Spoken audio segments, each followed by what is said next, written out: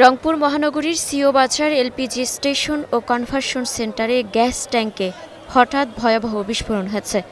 বিস্ফোরণে ছিন্ন ভিন্ন হয়ে যায় ১৫টি যানবাহন। ক্ষতিগ্রস্ত হয় আশেপাশের কয়েকটি বাড়ি। শনিবার দুপুর ১২টার দিকে ঘটা বিস্ফোরণে একজনের মর্মান্তিক মৃত্যু হয়েছে। আহত হয়েছেন অন্তত ১০ জন। প্রত্যক্ষদর্শীরা জানায়, এক সপ্তাহ আগে ট্যাঙ্কে লিকেজ ধরা পড়ায় বন্ধ ছিল গ্যাস সরবরাহ। আজ শনিবার মেরামতের সময় হঠাৎ বিকট শব্দে কেঁপে ওঠে এলাকা। বিস্ফোরণ হওয়ায় ক্ষতিগ্রস্ত হয় গ্যাস স্টেশনের অফিস, সেখানে থাকা গাড়ি ও রাস্তায় চলাচল করা একটি যাত্রীবাহী বাস। বিকট শব্দতে আমি রুমের ভিতরে ছিলাম, না হলে 1 ইঞ্চি থেকে 2 ইঞ্চি আমি বিছানায় উঠে গেছি। ওঠার পর বাইরে বের হয়েছি। বাইরে বের হয়ে একটা ভয় এবং আতঙ্ক একটা মনের মাঝে বিরাজ করতেছিল।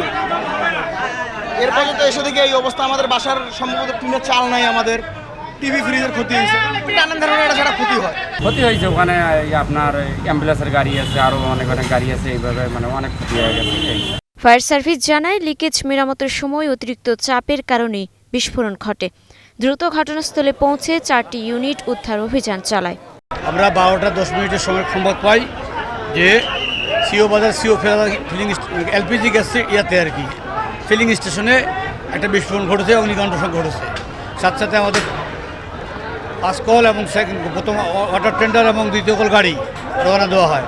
পরে জানানো হয় আবার যখন যেহেতু আগুন করছে কেমিক্যালের গ্যাসের আগুন, সাথে সাথে কেমিক্যাল টেন্ডার এবং পটন গাড়ি নিয়ে রওনা দেয়। আর সেই ঘটনাস্থলে পৌঁছে দেখি আগুন অগ্নিকাণ্ড নাই, তবে যে গ্যাসের ওদের যে ট্যাঙ্কার ছিল, যেটা এলপিজি ট্যাঙ্কারটা বিস্ফোরণ করেছে। বিস্ফোরণ করে আশেপাশে অনেক বাড়ি করে জানলা দরজা এবং পাম্পেরও অনেক ক্ষতিগ্রস্ত হয়েছে। আশেপাশে যারা গাড়ি ছিল রাস্তার মধ্যে, সেই গাড়ি তো অনেক ক্ষতিগ্রস্ত হয়েছে।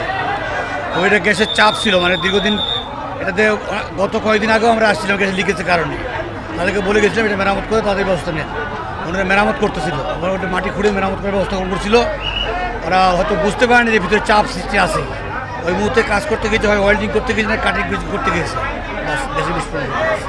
গ্যাসের ট্যাঙ্কার বিস্ফোরণের ঘটনায় আহতদের রংপুর মেডিকেল কলেজ হাসপাতালে নিয়ে গেলে শ্রমিক সেলিম রেজা নামের একজনকে মৃত ঘোষণা করেন চিকিৎসক। মুক্তা আক্তার, স্টার নিউজ।